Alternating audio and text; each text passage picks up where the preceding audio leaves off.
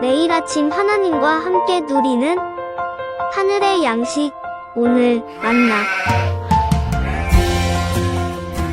여호와께서 에돔 사람 하닷을 일으켜 솔로몬의 대적이 되게 하시니 그는 왕의 자손으로서 에돔에 거하였더라. 전에 다윗이 에돔에 있을 때 군대 지휘관 요압이 가서 죽임을 당한 자들을 장사하고 에돔의 남자를 다 쳐서 죽였는데, 요압은 에돔의 남자를 다 없애기까지 이스라엘 무리와 함께 6달 동안 그곳에 머물렀더라.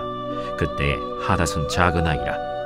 그의 아버지 신하 중 에돔 사람 몇몇과 함께 도망하여 애굽으로 가려 하여 미디안을 떠나 바란에 이르고 거기서 사람을 데리고 애굽으로 가서 애굽 왕 바로에게 나아가매 바로가 그에게 집과 먹을 양식을 주며 또 토지를 주었더라. 하닷이 바로의 눈앞에 크게 은총을 얻었으므로 바로가 자기의 처제 곧 왕비 다브네스의 아우를 그의 아내로 삼으매 다브네스의 아우가 그로 말미암아 아들 그누밧을 낳았더니 다브네스가 그 아이를 바로의 궁중에서 젖을 떼게 하매 그누밧이 바로의 궁에서 바로의 아들 가운데 있었더라. 하닷이 애굽에 있어서 다윗이 그의 조상들과 함께 잔 것과 군대 지휘관 요압이 죽은 것을 듣고 바로에게 아뢰되 나를 보내어 내 고국으로 가게 하옵소서. 바로가 그에게 이르되 내가 나와 함께 있어 무슨 부족함이 있기에 내 고국으로 가기를 구하느냐? 없나이다. 그러나 아무쪼록 나를 보내옵소서. 하나님이 또 엘리야다의 아들 르손을 일으켜 솔로몬의 대적자가 되게 하시니 그는 그의 주인 소바 왕 하닷 에셀에게서 도망한 자라.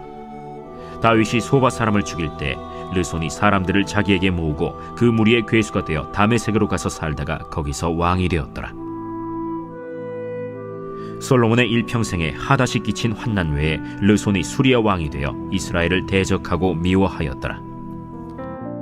열왕기상 11장 초반부에는 하나님의 경고를 무시한 채 이방인의 여인과 결혼했던 솔로몬이 결국에는 그 마음을 돌이켜 하나님을 떠났고 다른 신들을 섬겼습니다. 솔로몬은 아버지 다윗과 같이 하나님의 말씀을 온전히 행하지 않았고 오히려 하나님을 버리고 우상들에게 제사를 지냈습니다.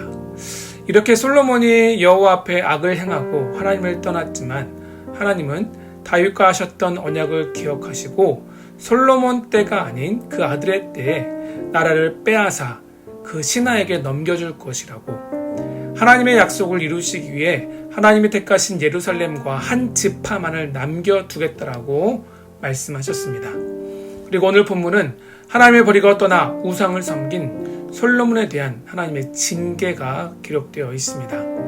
나라를 빼앗아 신하에게 주기 전에 하나님은 2명의 대적을 일으켜 솔로몬을 괴롭게 하십니다. 먼저 14절부터 22절을 보면 첫 번째 대적인 하닷에 대해서 기록하고 있습니다. 하닷은 다윗이 에돔을 정복할 때 요압이 제거하지 못했던 에돔 왕가의 인물로서 애굽으로 피신해 바로 왕에게 은혜를 입었던 사람입니다.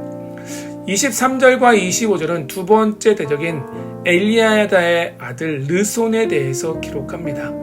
르손은 이스라엘 북동부 아람 지역 무리의 두목으로서 후에는 수리아의 왕이 되었고 일평생 솔로몬에게 환난을 끼친 대적이 되었다라고 성경은 기록하고 있습니다. 하나님은 자기 백성을 사랑하십니다. 아무런 자격과 공로가 없는 자들을 일방적인 은혜로 택하셔서 하나님의 자녀로 삼아주셨습니다. 우리 예수님께서 하신 말씀대로 우리를 끝까지 사랑하시는 분이 바로 우리 하나님 아버지시죠. 하지만 하나님은 우리를 사랑하시지만 동시에 우리의 죄악은 미워하십니다.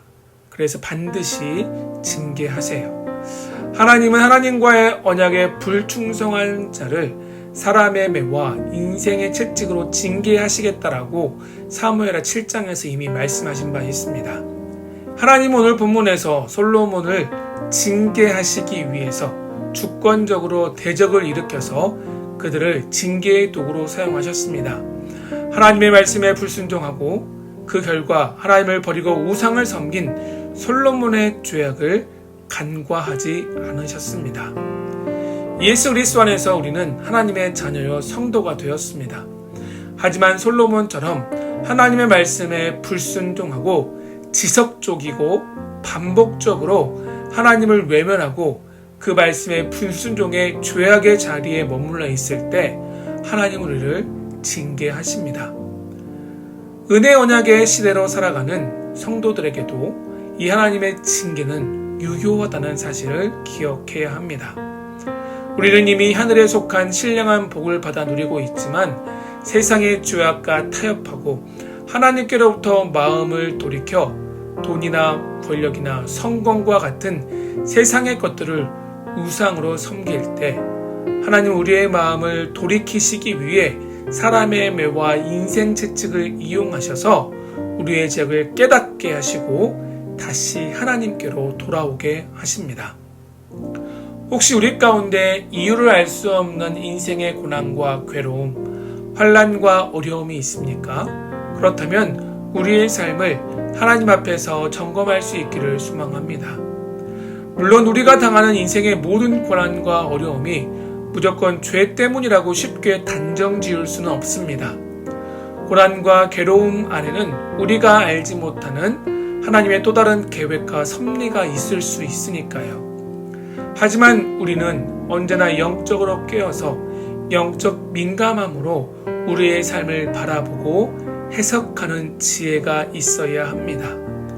왜냐하면 하나님은 언제나 우리와 함께 하시고 우리의 삶의 현장에서 우리와 동행하셔서 우리의 삶을 이끌어 가기 때문입니다.